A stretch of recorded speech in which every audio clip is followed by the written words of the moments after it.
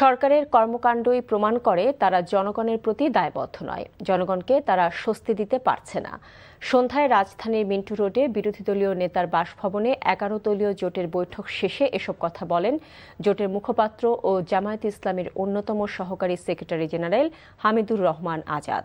তিনি বলেন, 30 আগস্ট আন্তর্জাতিক গুম প্রতিরোধ দিবসে গুমের শিকার পরিবারের সদস্যদের নিয়ে সংসদ অভিমুখে লং মার্চ করা হবে।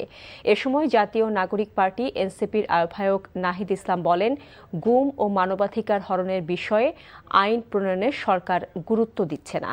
গণ অভ্যুত্থানে জন আকাঙ্ক্ষাকে পাশ কাটিয়ে সরকার এগোচ্ছে অভিযোগ করে তিনি বলেন, আবারও সরকার ফ্যাসিবাদী কাঠামো তৈরির পরিকল্পনা করছে।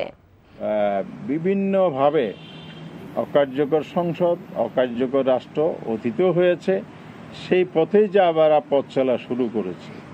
এই কনসার্ন, উদ্বিগ্নতা সবকিছু নিয়ে আজকে পুরো দেশবাসীকে ঐক্যবদ্ধ করে আমরা এখান থেকে নাজাত এবং মুক্তি পাওয়ার পথ খুঁজছি। সেই জন্য আমরা সংগ্রাম আন্দোলনে এখনো আছি, অব্যাহত রাখবো ইনশাআল্লাহ। সংস্কার তারা করতে দিবে না, কারণ তারা একই ধরনের ক্ষমতা ভোগ করতে চায় যেটা আওয়ামী লীগ সরকার ক্ষমতা ভোগ করেছিল।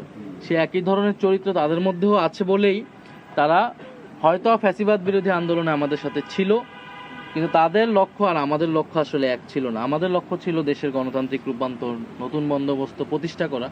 তাদের লক্ষ্য ছিল ক্ষমতায় যাওয়া। সে কারণে তারা শেখ হাসিনাকে উৎখাত করতে চায়।